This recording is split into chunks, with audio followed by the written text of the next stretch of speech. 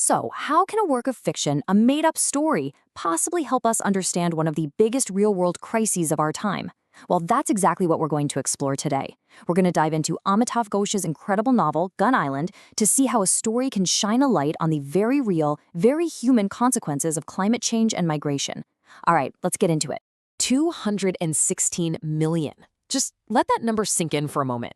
It's so massive, it's almost hard to even picture. But that's the projection from the World Bank. That's how many people could be pushed out of their homes by the year 2050. And it's all because of the impacts of climate change. And let's be really clear here. We're not talking about people who are just moving for a new job or, a change of scenery. Nope. This is migration driven purely by survival. We're talking about shores that are literally disappearing, fields that can't grow food anymore, and storms that can just wipe an entire community off the map in a single afternoon. It is, without a doubt, one of the biggest challenges we face. But here's the really crucial piece of the puzzle. Even with this massive crisis looming, international law has this huge blind spot. Get this, there is no official legal status for a climate refugee. It just doesn't exist. So the very people being forced out by these environmental disasters, they have no formal protection, no recognized right to ask for asylum for that reason.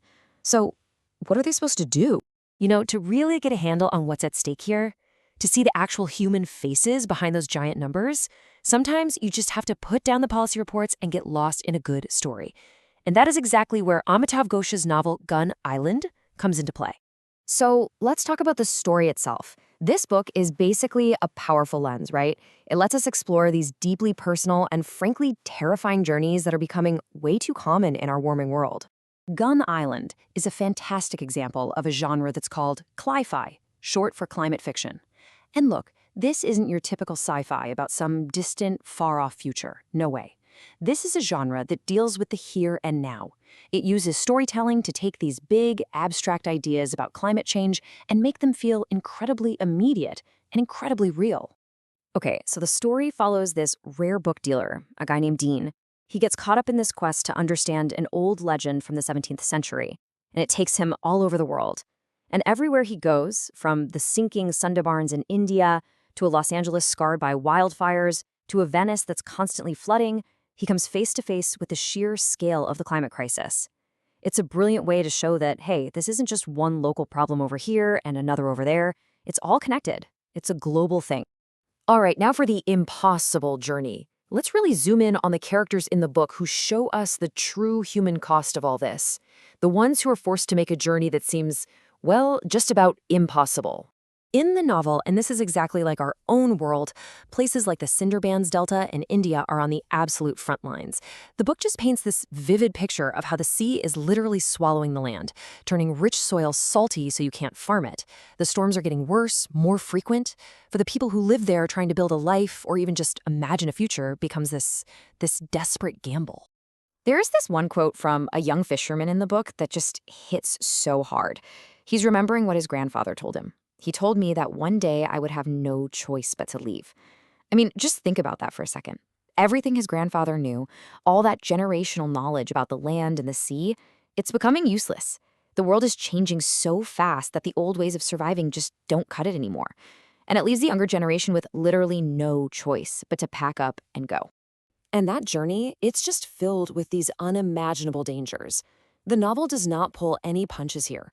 It shows you the horrific reality these people face when they flee.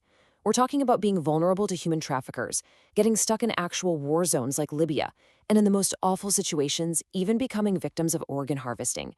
It's this whole black market built on human misery, and it's all fueled by pure desperation. But here's the thing. Even if you manage to survive that journey, that's only half the battle. For the few who actually make it, the next obstacle is a system that just wasn't built to understand what they're going through. Let's talk about the walls of Europe. The book really dives into this idea of what people call Fortress Europe. And we're not talking about a literal physical wall here. It's more like this incredibly complex web of tough policies, militarized patrols, and all these legal barriers that are basically designed to do one thing: keep people out. It doesn't matter why they're fleeing, the goal is to stop them from entering. And this right here is the core of the problem. Our legal systems for asylum, they're set up to recognize very specific things. You're being persecuted for your politics, or your religion, or you're fleeing a war. Okay, fine. But what about a rising sea? What about a drought that never ends? The actual reality for a climate migrant, your land is gone, your way of life is destroyed, it just doesn't fit into any of those old legal boxes. So in the eyes of the law, your catastrophe, it doesn't count. There's this quote from a character in the book named Tapu. He's a guy who helps migrants try to navigate the system, and it is absolutely chilling. He says, politics, religion, and sex is what they're looking for. You've got to have a story of persecution if you want them to listen to you. I mean, wow. It just lays bare this totally twisted incentive that the system creates. To even have a chance, people have to make up stories that fit the official categories, because the actual truth of why they're there isn't good enough. The novel uses this incredible analogy to explain the impossible choice these people face. A character talks about being stuck in a tree during a massive flood with deadly snakes all around him in the branches. So, what do you do? Do you stay in the tree and risk getting killed by a snake, or do you jump into the raging floodwaters below? For climate migrants, it's the exact same choice. Stay and face the certain doom of a collapsing environment, or leave and face a journey that's been made even more deadly by hostile policy. Okay, so after all that, what does this story teach us? What can a fictional novel like Gun Island really offer that, a dry policy paper or a bunch of statistics just can't? Well, a story gets to the why.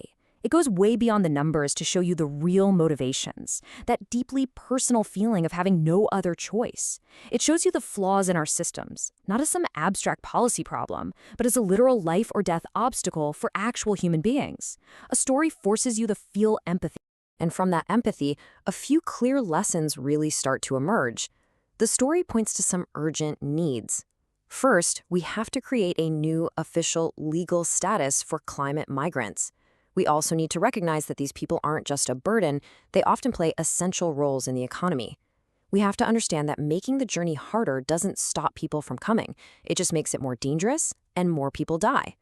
And maybe the biggest lesson of all, we need to stop seeing this as some kind of invasion, which is how it's often framed politically, and start seeing it for what it is, a symptom of a global crisis that affects every single one of us. And that's really the gift of a great story, isn't it? It reminds you that every single one of these migrants is the main character in their own epic narrative. They are not just a faceless number to be weaponized for politics. They are people. People who are trying to navigate a world that is literally changing right under their feet. And that leaves us with one last really important question.